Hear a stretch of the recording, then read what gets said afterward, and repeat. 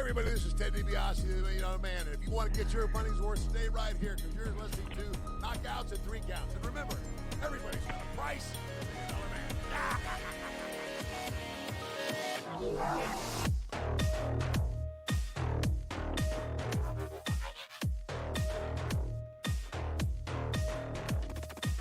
This is Don West here, and I'm telling you, Knockouts and 3 Counts is the podcast, baby! Make sure that's the one you check out, because, buddy, like me, they're the real deal, baby!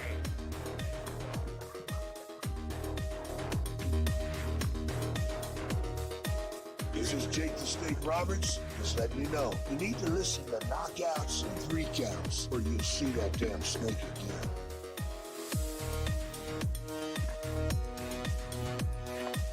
This is the Ring of Honor World Television Champion, a.k.a. Shane T, boy, the baddest champion you ever seen, boy. And you're listening to Knockouts and 3 Counts. What up, though, everybody? This is Kyle, and you are listening to Knockouts and 3 Counts. And before we get to our special guest tonight, off a brief little hiatus, we've got another member of the cast with us. How you doing, brother man, Devin? What's happening, people? What's going on, man? I don't know, man. Nothing. Whole bunch of stuff going wrestling-wise. NWA's trying to do their thing. Whole bunch of stuff to talk about, and we got some fights to talk about too, man. Everything good in your neck of the woods? Yes, sir, man. Just down here chilling, man. The main streets of Dallas, Texas. Well, let everybody know where they can find you now that you ain't in the D no more. Let them know where they can find you on social media, and we'll get to our guest. You can find me on Twitter at Devin63. That's DEVINTHE63. You can find me on Instagram at All Steak No Sizzle is one word. Make sure you check out the Reality Era News group on Facebook, and I think that's about it. Well, without any further ado, before his fight February 8th at the Deltaplex Arena, Grand Rapids, Michigan, for Lights Out Championship Fighting, we've got El Toro, Mando Gutierrez. How you doing, brother man? I'm good, man. How you doing? Can't complain, man. Living the dream, doing the thing. Maybe not quite all the dream, but halfway there. But let everybody know where they can find you on social media. On social media, it's pretty simple, unless you don't know how to spell Mexican last names. Instagram is El Toro Gutierrez. Facebook is Mando Gutierrez MMA, of course. But I don't really post that much on it. I post mostly just on my regular one, Mando Gutierrez, and that's where most people have me. And Twitter is Mondo Goes 4 Gold with the number 4. So, first of all, shout out to our friends over at Cage in the Cave. I was listening to your interview with them from a little while back, and they let us in on quite a couple little interesting things that we're definitely going to have to dive into in your extracurriculars away from fighting. But first of all, let's get to what we brought you here for. So, first of all, what got you into fighting in the first place, man? Because it seems like you've got quite the pedigree. Oh, man. So what got me into fighting for real is it's pretty simple. I grew up wrestling. I wrestled my whole life, and that's pretty much all I knew, It's all I ever did. It's the only sport I really competed in. I played football for a little, but I wasn't worth much for that. I wrestled my whole life, and I was 100% bought in. I gave everything to that sport, and I went all the way through high school. I was pretty damn competitive, and went to college. I made some stupid mistakes back in the day, which led me to quit wrestling, and just pick the wrong school, go the wrong route, and just really fall off. And it was the biggest regret I ever made in my entire life. It was the biggest regret of my life by far. And I just felt really empty without combat sports, and it just felt really weird. So obviously I couldn't go back into wrestling, so I dived into MMA and just decided to, give it a shot. And I'm a balls to the wall type dude. I'm all in. If I'm gonna do something, I'm gonna do it all the way. So, one day I just got tired of living in Chicago and packed up and moved to Michigan, where Murcielago MMA was, and I didn't have a gym, I didn't have a job, I didn't have a place to stay.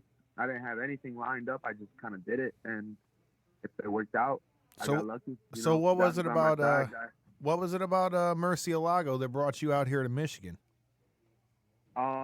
So to really explain the story properly, I'd have to go back to the wrestling days. And so I come from Chicago, where these guys, they're absolutely unbelievable at wrestling. Illinois is just by far the best high school wrestling state in the country, in my opinion, or at least, especially when I was in high school, that it was the most competitive by far. We had the highest density of quality guys going and tearing it up on the national scene, international scene, things like that. So obviously there was a lot of, all-star teams, club teams, things like that, aside from the high school scene itself that were, doing big things. And when you talk about, these crazy good teams, obviously there's money involved. And I come from a blue collar family, my parents are just OG Mexican people, just hardworking blue collar people. They didn't have the money for that.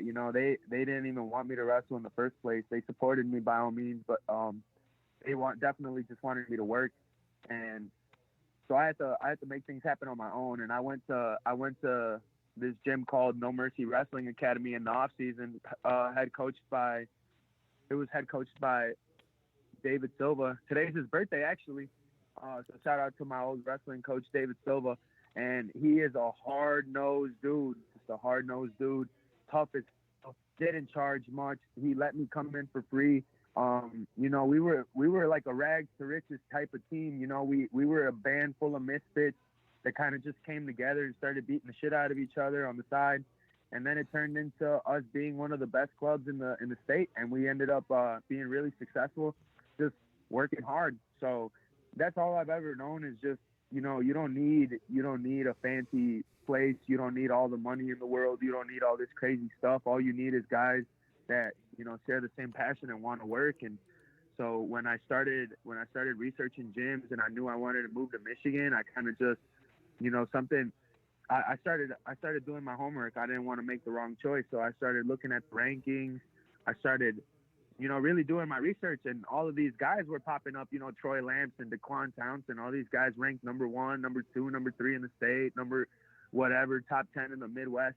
And I'm like, where the hell is this gym?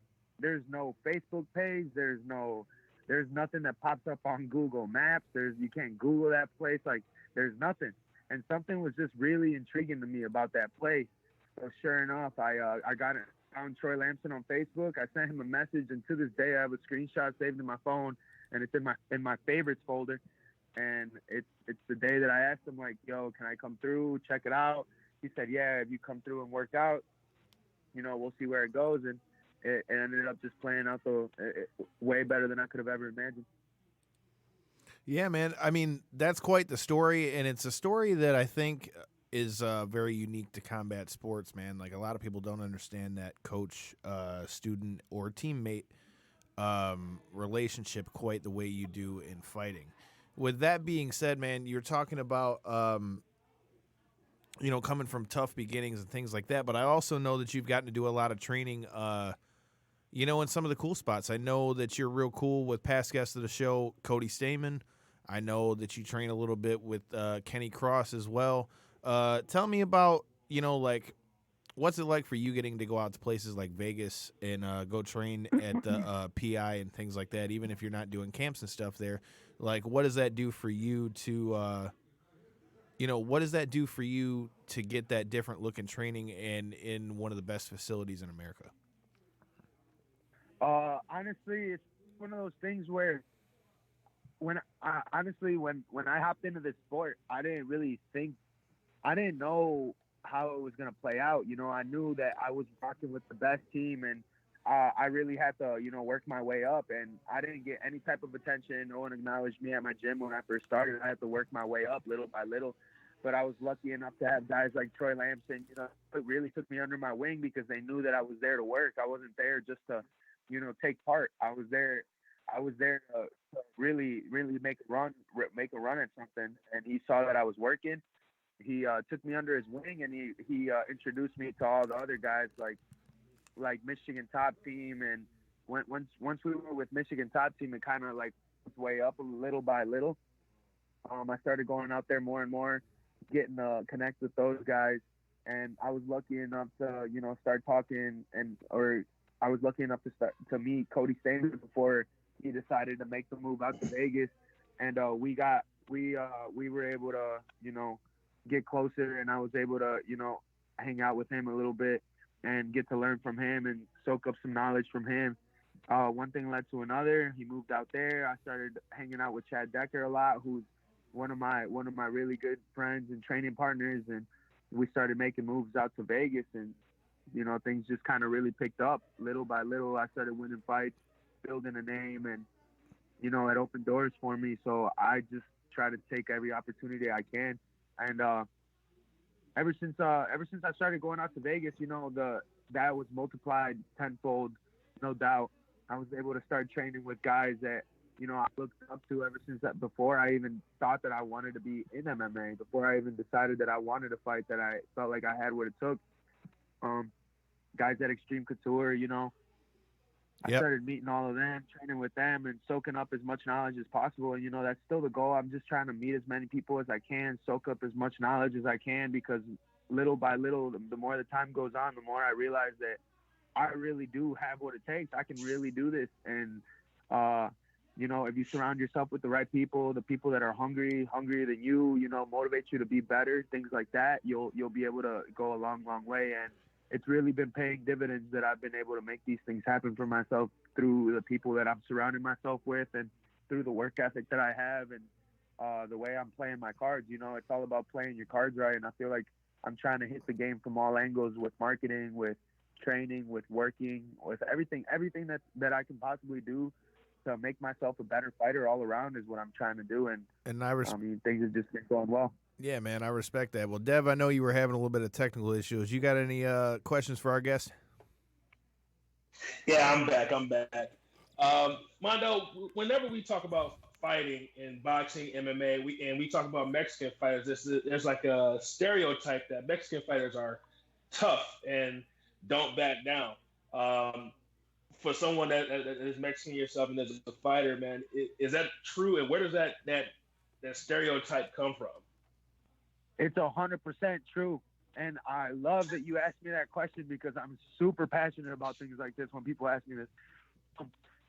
See, the thing is, ever since I started fighting, I wanted to use my platform to really make MMA more known in Mexico. And I really think that I come from the hardest group of people there is, the hardest working, the toughest, the grittiest, the most down-to-earth people there are on this planet. I'm super proud of my culture, where I'm from, my parents, my family, things like that. So, I really want to represent, and I do think that the stereotype is true, and it's for a very specific reason. Just speaking in my family alone, not even including, everybody else from that country, just my parents alone, they came here illegally. They came here with absolutely nothing. My dad came here when he was, 15, 16 years old, because my grandpa came here illegally. He was a migrant worker. My dad came, followed his footsteps, started off as a dishwasher at a restaurant, brought my mom over, had us, started climbing his way up from dishwasher to the kitchen, from the kitchen to kitchen manager, from kitchen manager to general manager, worked his way all the way up, and he's the hardest working man I've ever known in my entire life. So it's hard not to look at somebody like that, who didn't even speak a lick of English and made something happen for himself, and think, me having all the resources that I have, having everything at my disposal, how can I not do it and he can? So it's not even about fighting. Fighting is easy. The people that are coming to this country and making things happen for themselves, that's way harder. That's something that's totally different. I love fighting, and I think it's the hardest sport in the world, and it's the toughest, and it's the meanest, and it takes everything you got and then some. But the thing is, there's more to life than fighting, and there's things in life that are way more difficult, and people don't understand that.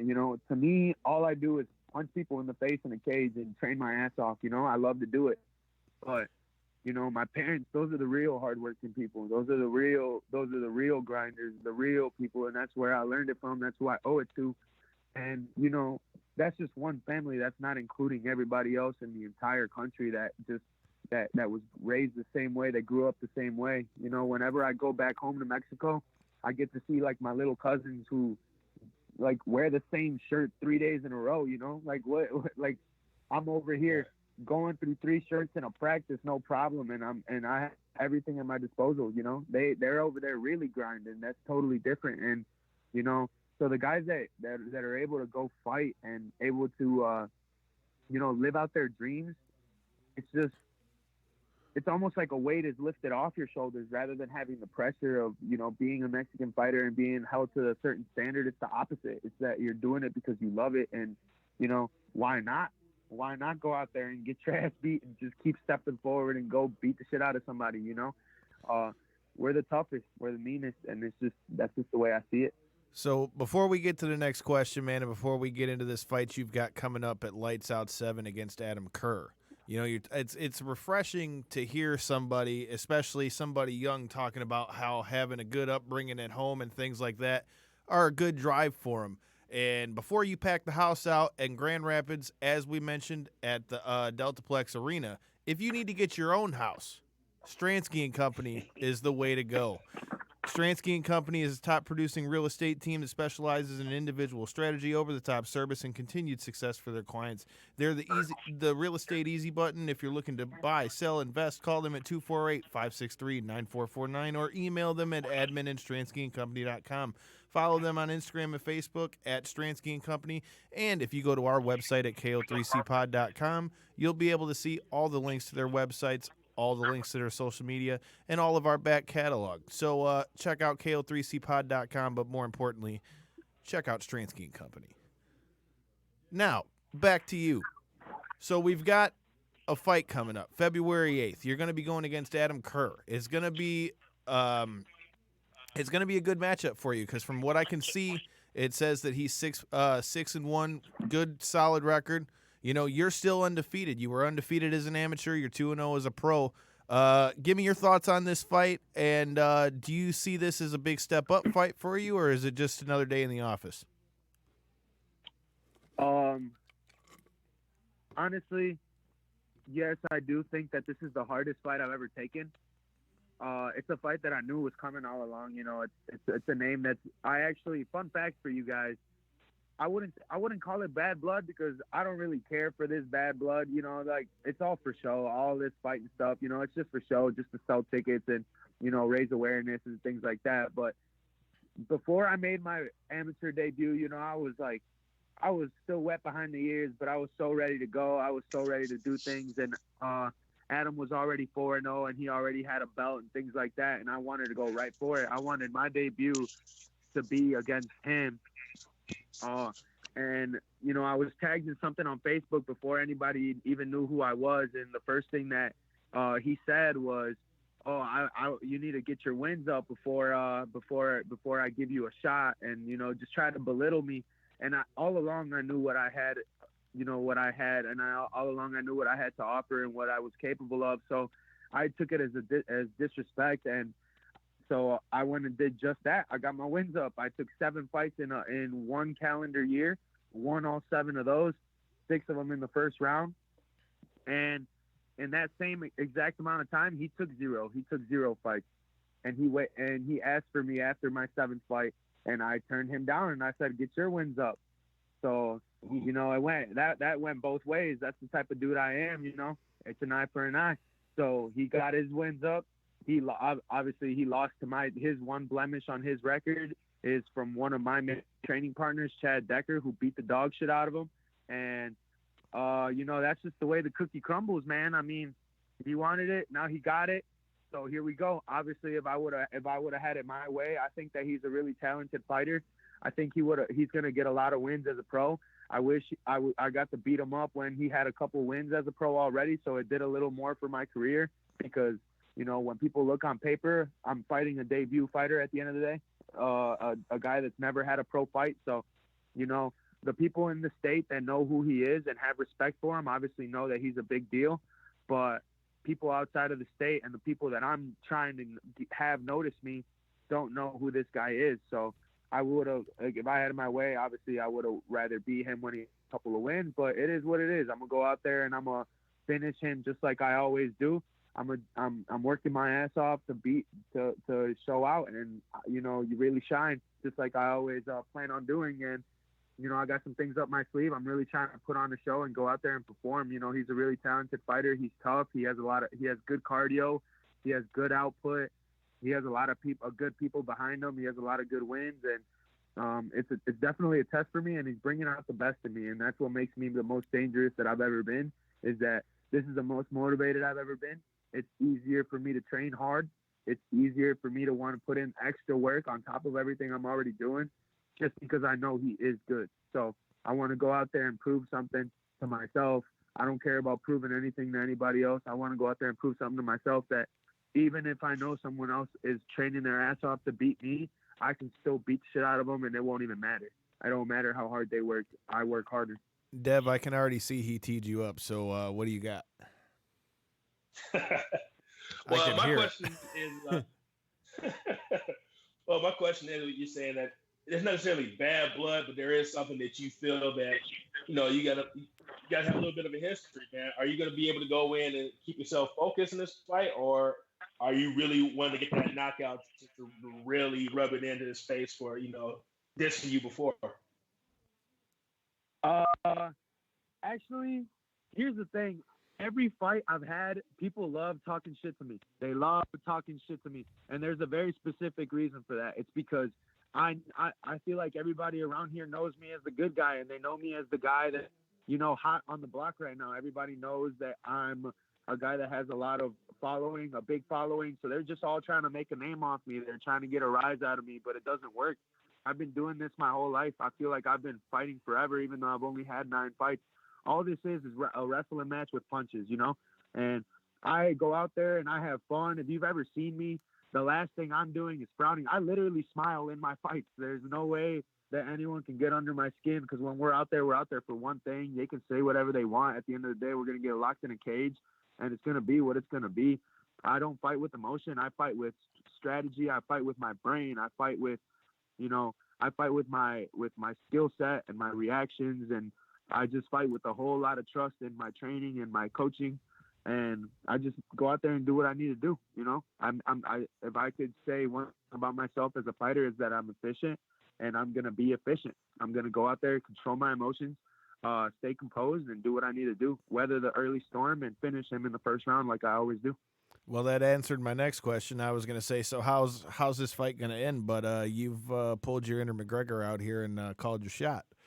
So, honestly, see, look, there's more to it than that. I just said a first finish. I'm not going to tell you. Like, all I'm saying is this: if he wants, if he stops the takedown, which I highly doubt he's going to do, I'm 100% confident that I could take anybody down in my weight. I don't care who it is, UFC, anything included. I don't care. I can take him down. I know for a fact in my mind that my wrestling translates over perfectly for MMA. My style of wrestling on the mat transferred over perfectly. I can take anybody down. I'm not worried about that. If I see a hole on the feet, I'm going to keep it on the feet, and I see plenty. If I want to take it to the ground and I can feel like I can finish him on the ground quick, and I see plenty, that's exactly what I'm going to do. Either way, I'm going to go out there. I'm going to try to shine. You know, I'm going to just fight my fight and, you know, perform to the best of my abilities. And God willing, I'll leave with the W, and I'll do everything in my power to make sure that happens and do it in a fashionable way that makes me look good, because at the end of the day, that's what I'm known for. People know that when it comes to me, you don't blink, because it's going to be a quick finish. People drive all the way from Chicago, drive 4+ hours to come watch me fight for 30 seconds, and that's how it goes. And then we go get turned. That's it. I mean, that sums it up, bro. I think that puts a bow on the fight part of the questions I had for you for the fight. Let everybody know where they can get tickets and stuff at, and if you're still selling tickets, all that good stuff, and let them know about the fight one more time before I get into the other side of Mando over here. Yeah, I'm definitely still selling tickets. I like selling a lot of tickets. I like having a big crowd.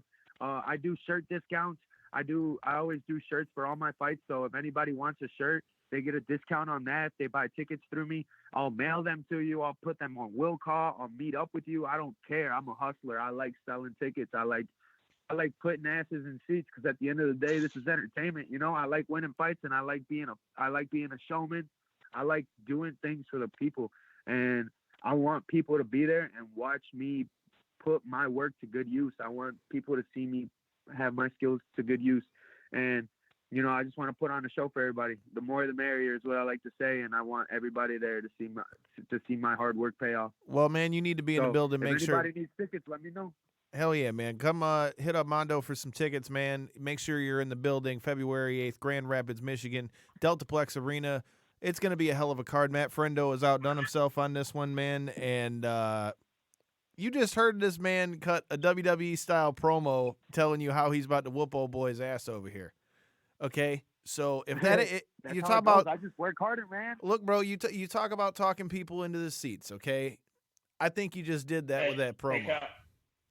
Hey, Kyle, I got one more fight question. Hell yeah, do it. We'll move on. All right, so what's the chance of you coming out to Finn Balor or Edge's theme song? Oh, I definitely can't do that, but if this is the perfect segue to get into that side of things. Hell I yeah. definitely will not walk out to anybody else's music but my own, because people know that when you come watch Lil Mondo fight, I'm walking out to Caspa del Diablo by Originales de San Juan, because that's my song. That's my people. And it reminds me of my dad. That's why I listen to that song. It reminds me of my dad. When I think about my dad, I get fired the fuck up. I'm telling you. I get so hyped. And people get hyped because no one walks out to what I walk out to. And the fact that my opponent is already standing in the cage cold and can't understand a word that they're saying, it's even better. You know, so it's a double whammy. I'm never going to switch up my song. But when Finn Balor comes to my fight, which he's already said he's going to do one day, he'll walk out to his own song. Oh, I mean, obviously, I got a lot of respect for him. So I don't know how we're going to play our cards when the time comes, but when Finn Balor comes out to one of the fights, he's probably going to stay low. So, you know, we're going to have to keep him in the back and stuff. But, you know, people are eventually going to find out that he's there. So we'll see. But God willing, he'll be at one of these fights and, you know, he'll be able to see what's going on. First of all, nice job, Devin, trying to upstage me on transitions and stuff. But I still got you. I'm the king of the commercial, bro. But that being said, it was a legit question, man. I was legit wanting to know. Hey, I ain't mad at you, but Mondo, you took me right into one of my questions for you. First of all, for those that don't know, I mean, this dude's game with the Clippers is serious over here. Okay, if you ain't following it, check it out. What is it? Mondo Cut It? Is that the Instagram for it? Yes, sir. Yes, sir. Yeah, man. Check old boy out. Check these cuts out over here, man. And that segues right into what we're talking about. So, you know, anybody of our fans that watch wrestling, which is quite a lot of you, and thank you to all of you who showed up this past Sunday at B-Dubs, Detroit, Michigan. We had the whole upstairs of that joint filled out, packed out. Shout out to the boys from Breaking Down the Ring.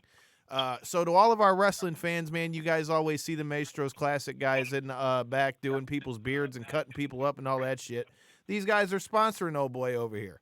So explain to me how the hell you ended up with Finn Balor in your chair, bro. All right, so check this out, bro. So remember how we talked about me going balls to the wall with everything and just being all in? Yes, sir. All right. So just like I was all in when I moved to Michigan and just said, fuck it, and just came out, I did the exact same thing when I shot my shot. I went to the Arnold Classic, which is in March every year in Columbus, Ohio. And for years I had seen them there. And I knew that I'm one of the best barbers out here. I know I'm better than everybody at cutting hair. I'm super confident in it. So I walked right up to the dude. I came and I showed up all the way at the Arnold Classic with all my tools and walked right up to the booth. And I said, hey, man, I know you already have your select group of guys working here, but I know it's a long day. I know it's 4 days in a row. If anybody gets tired, put me in. I'm right here. I'm ready to go. Here's my pictures. Here's my tools. I'm ready to go. And I won't get tired. I won't take any breaks. Let me know. I'll be here. Sure enough, the next day he called me. He said, hey, are you still in town? Do you want to help out? Unfortunately, I had just left because he called me on Sunday and I was already on my way home. But he said next time that the opportunity presents itself, I'll for sure let you know. And sure enough, a couple months later, you know, he remembered my name. He remembered that I came right up to him and I had the confidence in my abilities to do something like this. And he told me that his best friend was actually moving out to Detroit. And at the time I was working from Grand River Barber Company, which I still love to this day. Unfortunately, things didn't play out and I don't work with them no longer, but I still got nothing but love for them and the owner Grant and everybody else that works there. So shout out to them. But yeah, so he came through to the shop, got cut up by my boy Grant, and next thing you know, he loved the cut. He told his best friend Anthony, which is the owner of Maestros Classic, and he basically decided to assemble a team to take care of the guys when they came out to Little Caesars Arena for the first show at Little Caesars Arena when they came out for a Raw show. And I got to meet everybody there. It was me, Wayne, and Grant, and we showed up and we killed it, and he loved us. So he asked us to come back, and you know, we kept doing it, and every time they're in the Midwest, he gives us a holler. So shout out to my day one sponsor, Maestros Classic. I got nothing but love for him for giving me a shot and letting me, you know, live out my dreams on that side of my world as well, because that's something totally different. You know, that's a totally other passion that I have that people don't know about.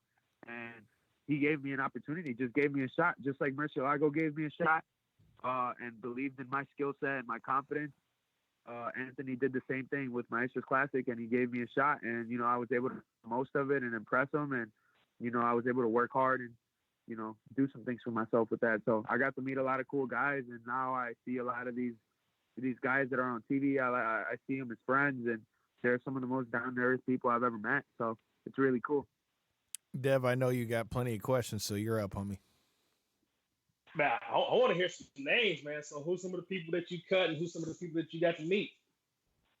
Literally everybody. You'd be so surprised. These dudes line up to get their hair cut. They love it. They love it. But the names that really, really stick out to me are Sheamus, Finn Balor, Kalisto, and a couple other guys like that. You know, there's quite a few guys that I've been cutting up that I really, really like because they're just so down to earth, you know. It's almost as if it's just because we share like a common factor in our life, and it's that we both live really unconventional lives, and we have really, really lofty goals, you know, things that normal people wouldn't understand. You know, I want to get paid to fight people in cages. They want to get paid to wrestle people in front of thousands of people, and it's just something that normal people just don't understand. They're like, oh, you want to make money doing that? Or what are you going to do for money? You know? What are you going to do? Right. Like, oh, that's what you want to do with your life? Like, that's it? To them, it's like, that's it. But to us, that's our world, you know? So we really vibe on that. And we always have stuff to talk about, you know? So, oh, by the way, other guys I want to give a shout out to are Dash and Dawson, because those guys are the truth. Super Hell cool dudes. yeah.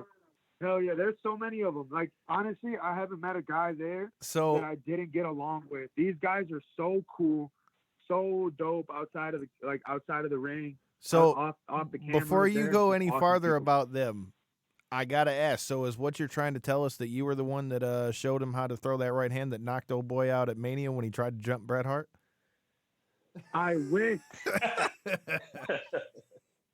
So I got to tell you the story about this, right? Dash and Dawson? Wait, so I got to tell you the story about this. So I was down there at Mania. Yes, we don't got the bell, Devin, so fuck you. We're not ringing it because this time you're going to be down in Tampa with me for Mania. So anyways, I was down there in New York. I was actually at the Garden at the G1 Supercard show, and the Hall of Fame was happening across the bridge over there over at the Barclays. And as all this shit's going down, I assume you being a wrestling fan, you know what I'm talking about. So as all this is going down, I'm sitting in the Garden and I see this video of this dude jumping Bret Hart. And I'm like, yo, what the fuck? Literally, right as I'm watching the video, Enzo and Cash jump the rail and get the holy dog shit beat out of them at the Garden. And I'm like, what the fuck is going on in New York right now? Because hot damn. You got people jumping in out the crowd at the Hall of Fame trying to jump Bret Hart. You got people jumping over the rail at the damn Garden. Man, they're wilding out here in New York. No, yeah, it was crazy. With that being said, man, what is it that got you into wrestling? What are some of the wrestling memories for you? And you said you're starting to keep up on it. Is there anything that's been recent that you liked? And better yet, you know, he mentioned it. You know, are you going to come out to an Edge song or any of that? Tell us what got you into wrestling and tell us what you thought about Edge. By saying, bro, come on now, bro. You can't not ask me about current things that are going on right now and not have me mention Edge. Are you serious? That's crazy. I was getting there. That goes way past wrestling alone. That's just like that's real life shit. This dude couldn't wrestle. Like the doctors told him your life is at stake. Like the rest of your life will drastically change if you keep doing what you love doing. And this motherfucker does it anyway. And he's going to keep doing it because he was out on TV the next night. I mean, he's a savage, dude. That's so cool. And that really makes my heart full.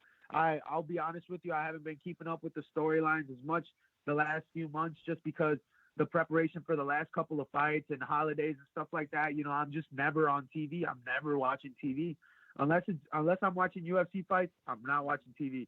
And I kind of keep up through Facebook and stuff like that because Matt Brendo, you know, he's a good friend of mine. He's obviously my boss too. He's always posting about it, so I really stay up with it. But it's just really cool to, you know, keep up with things like that. And hopefully soon I get a chance to go back out to one of the shows and, you know, keep working with them and catch up with everybody. Because at the end of the day, they're really cool. They're really cool. And, you know, they always ask me about my fights and stuff, and they're really supportive. You know, a couple of them buy shirts here and there, so it's really nice. But you know, I've been a wrestling fan since I was a little kid. I was all about it when I was super young, you know, from elementary school all through like late in my middle school years. I was a really big WWE fan and I was always keeping up with it. And you know, it's just one of those things where over time, you know, as I grew older, I kind of just stopped doing it because, you know, I started chasing girls, started playing sports and all this and that. And then next thing you know, I got right back into it. You know, things just kind of fell into place and I started falling back into it. And here I am. So, yeah, that's kind of how it went. I remember when I was little, every Friday night, I'd be calling all my friends before Friday Night SmackDown started. Back when they had the killer lineup, they had Batista, they had Rey Mysterio, you know, killing it every Friday night. You know, I missed the golden era. I was still a youngin' because, you know, I'm only 22. So I missed the golden era. But I would always watch YouTube videos and just try to, like, you know, stay up with that because I would always watch the throwback videos and things like that. But, you know, my guys, I came up on Rey Mysterio. I came up on guys like that. So it was really cool to get to see them and meet them in person now. And, like, you know, life's just kind of come full circle to where now these guys are, like, I talk to them like normal human beings. So, you know, like, if it was little old me back in the day, I would have been flipping out. And I mean, I'm still flipping out on the inside, but I gotta be professional. You know, I'm there for a reason, so I gotta look the part. So Devin and I can relate with that because in the last year, man, we've gotten to do some pretty cool things. Like we're working with DDP and guys like out in AEW and stuff like that. Dude, it's so crazy when you get to start doing stuff like this and you get to talk to those guys and you realize, oh shit, they're people. Like it ain't like, you know, people, like, dude. You know what I'm saying? Like, I don't know how else to put it. It's like, you know, you get people, and Dev, I know you've gotten asked this because we've gotten asked the same question while we've been together. Like, people go, well, how do you do interviews with these people who, you know, you've watched, and how do you not like trip out and all this stuff? Dude, it's like you said, when you're there to be professional and you trying to, you know, show what's up, it's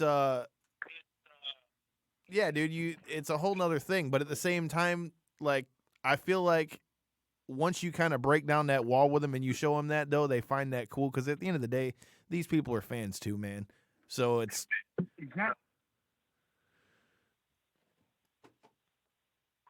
oh, what happened? Oh yeah, they're all really cool people. And the craziest thing is, like, not only are they human, they're dope. Like, they're cool as hell. And it's like, they're out there living their dream. You know, what do they have to be upset about? They don't got shit to worry about. They're getting paid to live out the dream that they've had since they were little. So it's pretty cool. And, you know, I mean, I don't know. It's just crazy how, like, there's now when we were little, we were dreaming about shit like this. And now it's like, I'm getting paid to be here. I'm getting paid to be here and talk to these people and deliver my services to these people. And it's the wildest thing. And you guys, I'm sure you guys can relate. Definitely, like you just said, it's crazy that you guys, you know, it's a really unconventional thing that people wouldn't really think of doing. Like, you guys are out here doing a podcast, getting paid to do sports coverage of this stuff. And to some people they don't understand, but to you guys are making a living off of doing this. I And wish. that's what's so cool about it. we got Hey, sponsors, but one day. Bro, honestly, I tell people, just like Cody Stamen always says, I get paid to make weight, man. I'd fight for free. I'd fight a motherfucker on the street if I had to. But I love that shit, dude. You know what I'm saying? It is what it is, man. It's what you love to do, so it's what you do. Deb, and it keeps you out of trouble. Deb, what before we wrap up here, what else you got for our guests real quick? Well, it's kind of talking about the same topic, man. But I want to ask you from a fighter and a guy that's working behind the scenes in WWE. When we do these shows, sometimes we're behind stage and we get to learn things that you wouldn't want to learn. You kind of see how the magic trick is done, and it kind of, I ain't gonna say it ruins it for you, but you learn stuff that most people don't know, as being fans of wrestling. So as a person that's behind the scenes, as actually a fighter that's been backstage at WWE events, man, has, basically being behind the stage kind of damper your being a fan? Has it kind of ruined the experience for you at all? Or are you just still a fan of each regardless? I think it's the opposite, bro. Honestly, I think it made me more of a fan. Okay. And there's a very specific reason for that, because I see these people and they're over here talking to me about their kids and their wives, and like, oh, I got this bum knee that I've been wrestling on for 6 months, this and that. And I'm like, bro, you're out here jumping off the top of a steel cage talking about you got a torn ACL. What the hell? So it's just crazy to me. It's just like, I mean, obviously I really root for them. And now that I know them as people, rather than just, like an entertainer on TV, I root for them that much more. Like Kalisto is a class act. Cool ass dude. Stamen, same thing. Cool ass dude. The dude literally told me to pull up on him when I'm in Nashville. So it's crazy. It's just like, these guys are just so cool. Like now when I see them on TV, I'm like, I think of real life stuff. I think of real life conversations that we have. I think of their kids names, what their kids do. I'm like, this dude's here right now getting a guitar smashed to his head, steel chair smashed to his head, and tomorrow he's about to be at his little kid's pickup soccer game at 9 a.m. Hey man, it's crazy. I don't know. We say the really same thing all the time, bro. It's like, Devin, I wish you could have been there for that one, but the one for me that it totally like pops out, bro, is when we did the DDP thing last year, man, because they sat him like right next to us, right? Because our buddies from Breaking Down the Ring had a table and shit. And literally they sat him right next to us, and he looks over, looks at all the signage and goes, so you guys are a podcast, so are you going to interview me, bro? And I'm like, it was literally just like that. I swear to you on everything. Nick and everybody can co-sign it. And like, I looked at Nick and I was waiting for one of them to say something. I'm like, well, if they ain't, I will. And when we did it, man, like, you realize, like, after that, bro, they're just cool as shit. Like, DDP, a guy I watched since I was, like, 6 years old, bro, like, fist bumping us every time we walk by. It's fucking wild. Hell yeah. And then it comes full circle, bro. Came full circle for you right there. It's fucking wild, man. We got to do stuff with Sports Illustrated, man, and we're going to be seeing you in Sports Illustrated after you get another win here, go 3-0. Deltaplex Arena, Lights Out Championship 7. Before we let you get out of here, man, let everybody know where they can find you on social media and everything, and let them know one more time where they can get tickets for the fight. You can get tickets to the fight directly through me. Hit me up on anything, any social media you want. I will make it happen one way or another. I'll fly them bitches to you if I have to. But I'm telling you, I want people there. That's all I want. I want people there. Come through, show some support. There's some killer guys on the card, Kenny Cross, Lozano, you got Cody Brundage, you got all types of killers on this card. It's gonna be super fun, and I'm really excited. I got a couple teammates fighting on it too, so come through. It's gonna be awesome. And if you want me to, you want to watch me starch Adam Kerr, you do, I promise, because I'm gonna go out there and I'm gonna let everything come full circle. All the things that he said, all of this time he's been asking for me. He's finally going to get what he's been asking for, and it's going to be great. So come through, watch that. Find me on Instagram, El Toro Gutierrez. Find me on Facebook, Mondo Gutierrez MMA. And find me on Twitter, Mondo goes for gold, number 4. Hey, man, that sums it up. And there's a good chance I might be making my Lights Out debut for that one, man. So I might be in the building with my damn self. Hell yeah, come through, man. It's gonna be dope.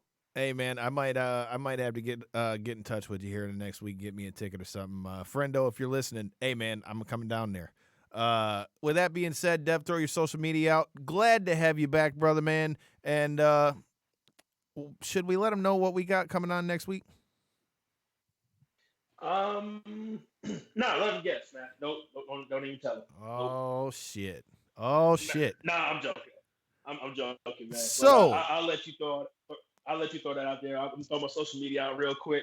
You can find me on Twitter at Devin63. That's DEVINTAT63. You can find me on Instagram at All Steak No Sizzle. That's one word. Make sure you check out the Reality Era News group where we talk wrestling. And you mentioned DDP, man. So I just want to let everybody know that when you see me doing my leg kicks and my bends and my flexors, just know I'm part of the DDP yoga family now, man. Oh shit. DDP, all the more reason you got to come back on the show, dog. Hey, man, you heard it. And real quick, man, we talk about, we get to know people in the wrestling business. I want to give a quick shout out to Lindsay Snow, man. She's now Hell a member yeah. of the NWA family, man. We had her on the show. I was just talking to her last week because I got some more of her coffee, man. She's a great person. I'm getting a tattoo from her soon. Me so I just too. want to give her a quick shout out. Yo, so stay tuned to the Knockouts and Three Counts podcast Instagram. As many of you guys know, I got plenty of tattoos. Mondo, you got me beat by a shit ton. But it looks like Devin and I might be coming home.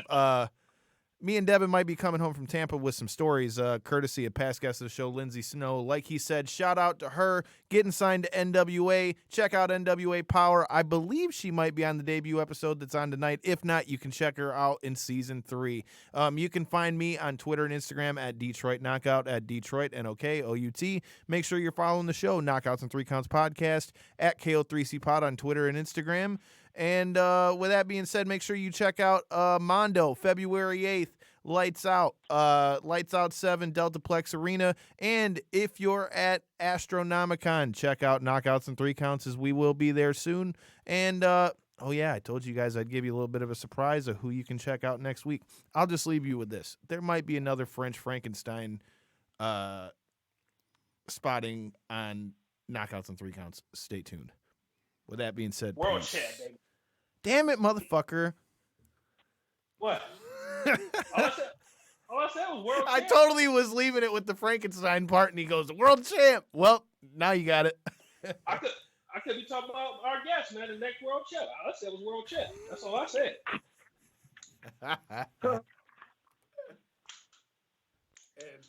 Our intro music is More by Punch Deck.